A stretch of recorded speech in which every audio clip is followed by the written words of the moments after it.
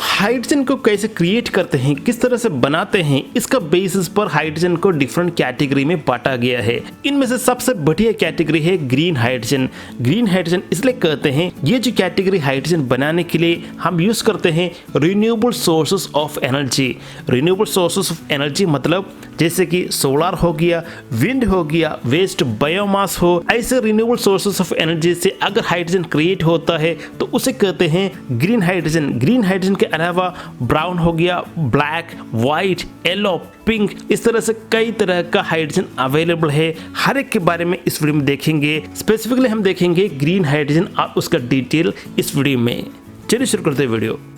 दोस्तों यहाँ पर बहुत ही इंपॉर्टेंट क्वेश्चन है, क्यों आप सोलर से जो एनर्जी प्रोड्यूस होता है उसे कोई भी बैटरी पर स्टोर करके उसे यूज करने की वजह आप सोलर एनर्जी को हाइड्रोजन प्रोड्यूस करने के लिए क्यों यूज कर रहे हैं? दोस्तों यहाँ पर दो रीजन है। पहला है हाइड्रोजन स्मॉल वॉल्यूम पर भी ज्यादा एनर्जी होल्ड कर सकता है। अपने आप हाइड्रोजन बहुत ही रिएक्टिव है। अगर आप लेते हैं सेम वॉल्यूम ऑफ हाइड्रोजन और फॉसिल फ्यूल, पेट्रोल हो या कोई भी डीजल हो, इस तरह से दोनों अगर आप सेम वॉल्यूम पर लेते हैं तो हाइड्रोजन का जो एफिशिएंसी है 2 to 3 टाइम्स ज्यादा है as compared to fossil fuel. मतलब हुआ हाइड्रोजन ज्यादा से ज्यादा एनर्जी स्टोर कर सकता है अपने आप। बैटरी के लिए आप जानते ही बहुत सारा जगह चाहिए। अगर आप 2 to 3 टाइम्स एक्स्ट्रा आप बैटरी लगाते हैं तो ही उतना जो जगह पर आपने बैटरी के द्वारा स्टोर किया है जो एनर्जी है वो आप कम जगह पर हाइड्रोजन के द्वारा स्टोर कर पाएंगे। कम वॉल्यूम और कम वेट पर आप ज्यादा एनर्जी स्टोर कर सकते हैं हाइड्रोजन यूज करके।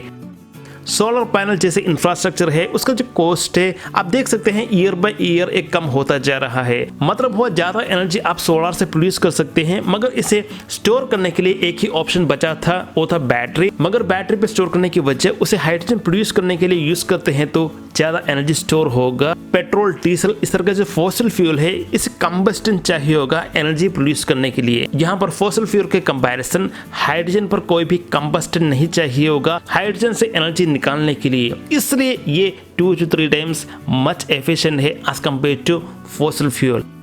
ग्रीन हाइड्रोजन प्रोड्यूस करने का सबसे बड़ा एडवांटेज ये है यहाँ पर कोई भी पोल्यूशन नहीं होता, कार्बन डाइऑक्साइड नहीं प्रोड्यूस होता है ये जो एनडीआर प्रोसेस पर। अगर आप सोलर पैनल से जो एनर्जी प्रोड्यूस होता है उसे बैटरी पर स्टोर करते हैं तो बैटरी बनाने के लिए जो लिथियम आयन चाहिए, ये जो लिथियम आयन है इसे प्रोड्यूस करने का जो प्रोसेस है इस पर कार्बन डाइऑक्साइड प्रोड्यूस होता है, मतलब पोल्यूशन होता है लिथियम आयन प्रोड्यूस करने के लिए। सोलर पैनल से जो एनर्जी क्रिएट होता है उसे हाइड्रोजन प्रोड्यूस करने के लिए यूज करते हैं तो यहाँ पर कोई भी पोल्यूशन नहीं होता, कार्बन डाइऑक्साइड प्रोड्यूस नहीं होता। अगर हम देखते हैं रिफिलिंग टाइम, हाइड्रोजन को रिफिल करने का, कोई भी गाड़ी पर रिफिल करने का टाइम देखते हैं तो 5 to 10 मिनट्स लगता है हाइड्रोजन को रिफिल करने के लिए। मगर यहाँ पर ईवी को चार्ज करने के लिए देखते हैं तो 45 मिनट्स मिनिमम लगता है टेस्ला के अंदर। तो यहाँ पर हाइड्रोजन ऐसे फ्यूल यूज करते हैं तो चार्जिंग टाइम बहुत ही कम होगा। स्पेशली जो हैवी लोड से जो ट्रक होता है उनके लिए तो हाइड्रोजन ही मोस्टली सूटेबल होगा। Ammonia, steel, methanol, oil refining, transport and energy storage section, इस तरह के कई इंडस्ट्री पर हाइड्रोजन यूज किया जाता है। बहुत ही डिमांड पर है हाइड्रोजन। 2022 के हिसाब से 5.5 मिलियन टन ऑफ हाइड्रोजन जो फॉसिल फ्यूल से क्रिएट होता है आज यूज हो रहा है इंडिया पर। दोस्तों अब देखते हैं कौन सबसे ज्यादा हाइड्रोजन प्रोड्यूस करता है। इसमें पहला नंबर आता है चाइना का। चाइना सबसे ज्यादा कंज्यूम भी करता है और प्रोड्यूस भी करता है हाइड्रोजन को। सालाना 24 मिलियन टन ऑफ हाइड्रोजन को प्रोड्यूस करता है सिर्फ चाइना। चाइना के बाद आप देखें तो European union, India, Japan, south Korea, उसके साथ साथ यूनाइटेड स्टेट्स भी हाइड्रोजन को सबसे ज्यादा प्रोड्यूस करता है। दोस्तों हाइड्रोजन ऐसे फ्यूल यूज करने पे कोई भी चैलेंजेस है क्या? यहाँ पर सबसे बड़ा चैलेंज है हाइड्रोजन को स्टोर करना। हाइड्रोजन स्टोर करने के लिए स्ट्रॉन्ग मेटेरियल केसेस चाहिए होगा। जब हाइड्रोजन प्रोड्यूस होता है उस टाइम स्टोर करने के लिए ट्रांसपोर्ट करते हैं हाइड्रोजन को उस टाइम, और जो पाइप्स यूज करते हैं प्रोपेगेट करने के लिए, यहाँ पर भी हाइड्रोजन को स्ट्रॉन्ग केसेस चाहिए होगा क्योंकि हाइड्रोजन बहुत ही रिएक्टिव है। हाइड्रोजन को स्टोर करने के लिए स्ट्रॉन्ग केसेस चाहिए होगा। दूसरा चैलेंज है हाइड्रोजन मैन्युफैक्चर करने के बाद, यहाँ पर ट्रांसपोर्ट करने के बाद ये जो फाइनल फ्यूल सेल पे पहुंचकर इसे कन्वर्ट करते हैं एनर्जी को, ये जो हाइड्रोजन को एनर्जी पर कन्वर्ट करते हैं उस टाइम पहुंचते पहुंचते 50 to 60% इसका एनर्जी लॉस्ट हो जाता है।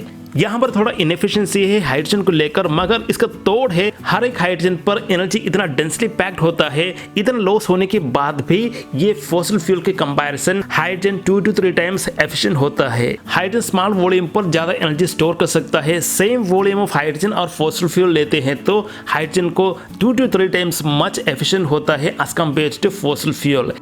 यहाँ पर एनर्जी कन्वर्शन के लिए मतलब हाइड्रोजन से एनर्जी निकालने के लिए जो फ्यूल सेल यूज करते हैं इसमें प्लैटिनम और इरिडियम यूज किया जाता है, और आप जानते हैं इसका प्राइस कितना ज्यादा है प्लैटिनम और इरिडियम। इसलिए बेटर अल्टरनेटिव प्लैटिनम और इरिडियम का बेटर अल्टरनेटिव अगर आप फ्यूल सेल पर यूज कर पाते हैं तो ज्यादा से ज्यादा हाइड्रोजन आप स्टोर कर सकते हैं और उसके साथ साथ कन्वर्ट भी कर सकते हैं।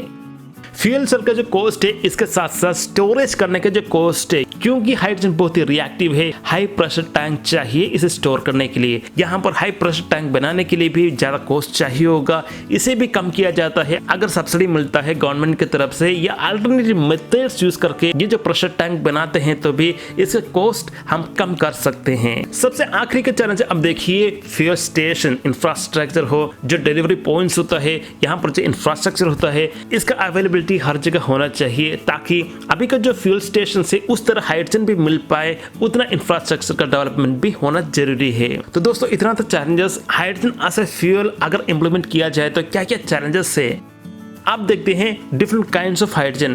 ग्रीन हाइड्रोजन आप जानते ही है सोलर कोई भी रिन्यूएबल सोर्सेज से अगर हाइड्रोजन प्रोड्यूस किया जाता है, यहाँ पर कोई भी कार्बन डाइऑक्साइड प्रोड्यूस नहीं होता तो इसे कहते हैं green hydrogen. Green hydrogen produce करने के लिए यूज करते हैं मेथड इलेक्ट्रोलिसिस। इलेक्ट्रोलिसिस मेथड के अंदर करंट को पानी के अंदर से भेजा जाता है, जिसकी वजह से पानी का जो कंपोजिशन है स्प्लिट होता है, हाइड्रोजन और ऑक्सीजन पर स्प्लिट होता है और यहाँ पर इस हाइड्रोजन को स्टोर किया जाता है। ये जो पानी के अंदर से जो करंट पास करते हैं ये कहाँ से प्रोड्यूस होता है? जी हाँ, सोलर या विंड, बायोमास या वेव्स, इस तरह से जो रिन्यूएबल सोर्सेस है यहाँ से जो करंट प्रोड्यूस होता है इससे पानी के अंदर से पास किया जाता है, जिसकी वजह से हाइड्रोजन प्रोड्यूस होगा। यहाँ पर सिर्फ सोलर को यूज करते हैं तो रिन्यूएबल सोर्सेज पर सिर्फ सोलर को यूज करके अगर हाइड्रोजन प्रोड्यूस किया जाता है इलेक्ट्रोलिसिस मेथड से तो इसे कहते हैं येलो हाइड्रोजन। येलो हाइड्रोजन पर सिर्फ यूज करते हैं सोलर एनर्जी, ग्रीन हाइड्रोजन पर सोलर, विंड, बायोमास, कभी कभी वेव्स भी यूज करते हैं।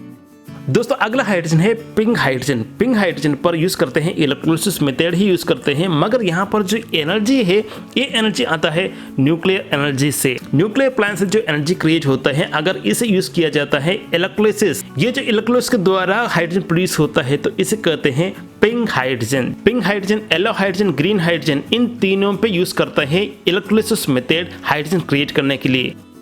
दोस्तों अगला हाइड्रोजन है व्हाइट हाइड्रोजन या नेचुरल हाइड्रोजन। धरती के अंदर जो रिएक्शंस होता है इसकी वजह से हाइड्रोजन क्रिएट होता है और ये जो हाइड्रोजन है तेल की तरह डिपोजिट्स के अंदर पाया जाता है। हमें सिर्फ इसे एक्सट्रैक्ट करके हाइड्रोजन को सेपरेट करना ही काफी है। तो इस तरह से धरती के अंदर से जो हाइड्रोजन मिलता है इसे कहते हैं व्हाइट हाइड्रोजन या नेचुरल हाइड्रोजन, क्योंकि धरती के अंदर हाइड्रोजन कॉन्स्टेंटली डेवलप होता है। सालाना 23 मिलियन टन हाइड्रोजन देने के कैपेसिटी रखता है हर एक डिपोजिट को अगर आप धरती का यूज करते हैं तो। ऐसे डिपोजिट से हाइड्रोजन को सेपरेट करने का जो प्रोसेस है इसे कहते हैं डीगैसिफिकेशन। कोई भी मिक्सचर ऑफ लिक्विड से अगर उनमें से गैस सेपरेट करना हो तो ये जो मेथड को हम करते हैं डीगैसिफिकेशन।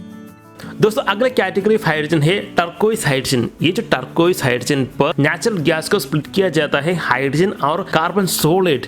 एक प्रोसेस है पायरोलिसिस। ये जो पायरोलिसिस प्रोसेस के द्वारा नेचुरल गैस को स्प्लिट किया जाता है हाइड्रोजन और कार्बन सॉलिड। पायरोलिसिस के अंदर हीट को यूज किया जाता है। नेचुरल गैस का जो केमिकल स्ट्रक्चर है इसे हीट यूज करके ब्रेक किया जाता है, जिसकी वजह से हाइड्रोजन और कार्बन सॉलिड्स प्रोड्यूस होता है। अलग शब्द में बोला जाए तो मीथेन का थर्मल डिकम्पोजिशन इनटू हाइड्रोजन और कार्बन सॉलिड। ये जो टर्कोइज हाइड्रोजन प्रोड्यूस होता है यहाँ पर भी कोई भी बाई प्रोडक्ट, जो पोल्यूटेड बाई प्रोडक्ट कोई भी प्रोड्यूस नहीं होता। कार्बन डाइऑक्साइड यहाँ पर कोई भी प्रोड्यूस नहीं होता, मगर पोल्यूशन प्रोड्यूस होता है। इसे माइनिंग करते समय, ट्रांसपोर्ट करते समय पोल्यूशन प्रोड्यूस होता है। दोस्तों अब देखते हैं blue hydrogen. Blue hydrogen create होता है नेचुरल गैस से। एक मेथड है स्टीम मीथेन रिफ्यूमेशन। इसे यूज करके नेचुरल गैस से हाइड्रोजन क्रिएट करते हैं, मगर यहाँ पर by product carbon dioxide produce होता है। Most of the carbon dioxide यहाँ पर सटल किया जाता है, कैप्चर किया जाता है, जिसकी वजह से ये इतना ज्यादा पोल्यूशन नहीं फैलाता।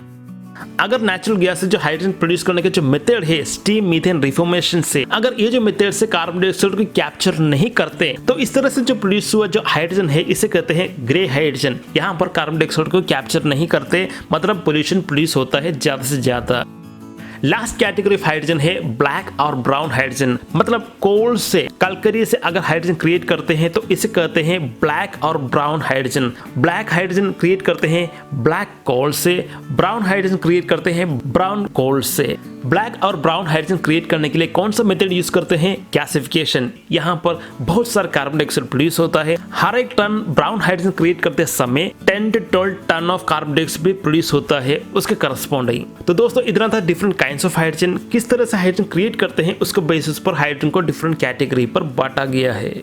तो दोस्तों आज हमने देखा ग्रीन हाइड्रोजन के बारे में, किस तरह से इसे प्रोड्यूस किया जाता है, क्या क्या है इसका एडवांटेजेस और इसे प्रोड्यूस और यूज करने में क्या क्या डिफिकल्टी हमें होता है। इस वीडियो में इतना ही।